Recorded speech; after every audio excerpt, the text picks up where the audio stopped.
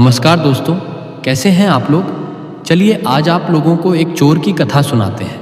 बहुत सुंदर कथा है, अंत तक सुनिएगा, बहुत अच्छा लगेगा। ये कथा बहुत सुंदर है।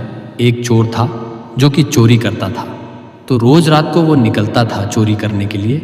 रोज रात को निकलता था और चोरी करके जो सामान लाता था उसी से अपना चलाता था घर की गृहस्थी। वो चोर ही था तो चोरी करता था। अब देखिए एक दिन क्या हुआ। वह चोरी करने के लिए रात में जब निकला तो पूरा घूमते रहा वो, लेकिन उसको चोरी करने का कहीं मौका नहीं मिला, कहीं उसके हाथ कुछ नहीं लगा। रात भर घूमते रहा, लेकिन उसको हाथ ही नहीं लगा कुछ, उसको कुछ नहीं मिला चोरी करने के लिए। अब चल रहा था वो चलते चलते, रास्ते में उसको एक शिवजी का मंदिर दिखा। तब चोर मन ही मन सोचता है कि आज तो कुछ हाथ लगा नहीं, आज कुछ मिला नहीं, कुछ चोरी नहीं कर पाए हैं, सो आज चलते हैं शिव जी के मंदिर। शिव जी के मंदिर में ही कुछ होगा तो चुरा लेंगे। यह सोच के वो शिव जी के मंदिर चला गया। चोरी करने के ख्याल से वह शिव जी का मंदिर चला गया। जब वो शिव जी के मंदिर में गया, अंदर पहुंचा तो इधर उधर नजर दौड़ाता है तो देखता है कि कहीं कुछ नहीं है। शिव जी के मंदिर में कुछ उसको नजर नहीं आ रहा था चुराने का, कि क्या चुराए, आसपास तो कुछ नहीं है। फिर जब वो अपना सर ऊपर करता है तब देखता है कि 1 घंटा टंगा हुआ है। 1 घंटा टंगा हुआ है, शिवलिंग के ऊपर के 1 घंटा टंगा हुआ है। तब चोर सोचता है कि यह घंटा खोल ले क्या, ये घंटा ही चुरा लेते हैं। अब घंटा जब वो चुराने का सोचा तो अपना हाथ जब ऊपर किया तो उसका हाथ घंटा तक नहीं पहुंच रहा था। उसका हाथ जो है घंटा तक पहुंच ही नहीं रहा था। तब वो चोर सोचता है कि कैसे घंटा खोले, घंटा को कैसे खोले, नीचे तो शिवलिंग है और ऊपर घंटा है, कैसे खोले। फिर चोर सोचता है मन ही मन कि भोले बाबा तो भांग खाते हैं, भोले बाबा तो भांग खाते हैं, वो भांग खा के सोए होंगे, अभी इतना रात है, भोले बाबा तो भांग खाते हैं, भांग खा के सोए होंगे।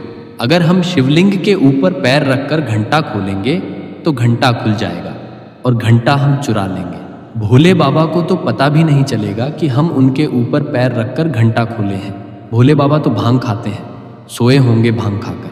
अब जैसे चोर को ये आइडिया आता है, उपाय समझ में आता है, तो चोर अपना पीठ थपथपाता है कि वाह क्या आइडिया आया है। पूरा खुश हो गया चोर, ये सोचकर कि शिवलिंग पर पैर रखेंगे और घंटा खोल लेंगे। यह सोचकर अपना पूरा पीठ थपथपाया। हमको पता था कि तुम आने वाला है, अपने हाथ से ही अपना पीठ थपथपाया कि वाह चोर क्या आइडिया आया है। तब चोर क्या किया, शिवलिंग के ऊपर पैर रखकर घंटा खोलने लगा। वो घंटा को खोलने लगा।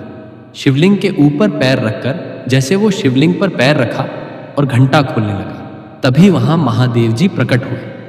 वहां पर भोले बाबा प्रकट हुए और चोर से कहते हैं, भोले बाबा कि मांगो, तुमको क्या चाहिए, तुमको क्या चाहिए, हम तुमको वरदान देने के लिए आए हैं। अब जैसे भोले बाबा वहां प्रकट हुए, चोर पूरा डर गया कि अरे भोले बाबा कैसे जगे हुए हैं, भोले बाबा तो रोज भांग खाते हैं। हम सोचे भोले बाबा सोए होंगे, भोले बाबा तो जगे हुए हैं और वरदान मांगने को कह रहे हैं। तो चोर पूरा कांपने लगा, डर से थरथर कांपने लगा कि प्रभु हमको क्षमा कर दीजिए, हमसे गलती हो गया, हमको क्षमा कर दीजिए।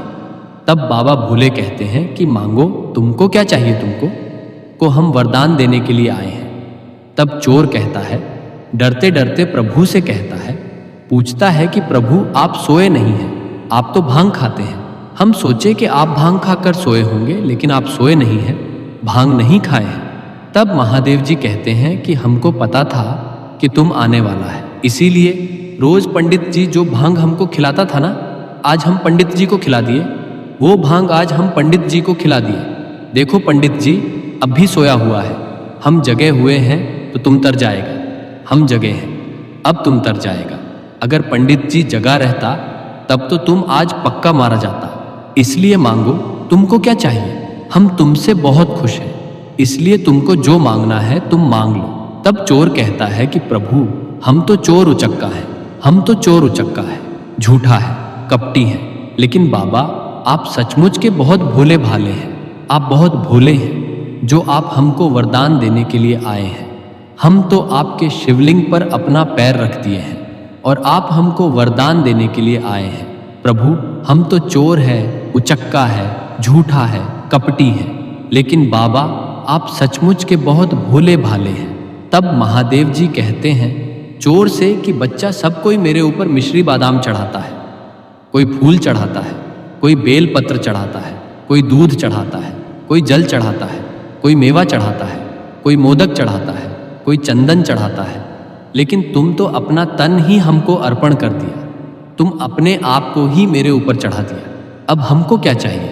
देखिए भोले बाबा कितने भोले भाले हैं कि चोर शिवलिंग पर पैर रखा था घंटा खोलने के लिए, और भोले बाबा सोचे कि ये अपने आप को हमको चढ़ा दिया है। भोले बाबा उससे भी खुश हो गए, उस चोट से खुश हो गए और उसको वरदान देने के लिए आ गए।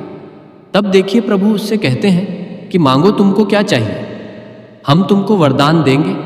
कोई मेवा मोदक लाता है, कोई लड्डुवन मुझ पर चढ़ाता है, पर तूने तो अपना तन कर दिया मुझको अर्पण। अब देखिए भोले बाबा कहते हैं कि तुम भक्त है, तुम भक्त है मेरा, तुम चोर नहीं है, तुम भक्त है मेरा। तू चोर नहीं है और तेरे जैसा कोई और नहीं है जो अपने आप को चढ़ा दे, ऐसा कोई भक्त नहीं है।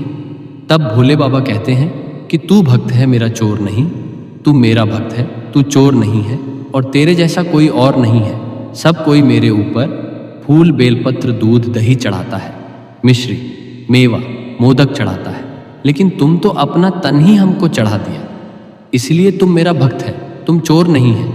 तब देखिए जब भोले बाबा चोर से यह सब बात कहे, तब चोर को ज्ञान हुआ, तब चोर को ज्ञान हुआ। तब चोर चोरी करना छोड़कर शिवजी की भक्ति में लीन हो गए। चोर को ज्ञान हुआ तो चोर चोरी करना छोड़ दिया और शिवजी का वो सच्चा भक्त बना। वो रात दिन शिवजी की माला जपने लगा। वो शिवजी का बहुत बड़ा भक्त हुआ।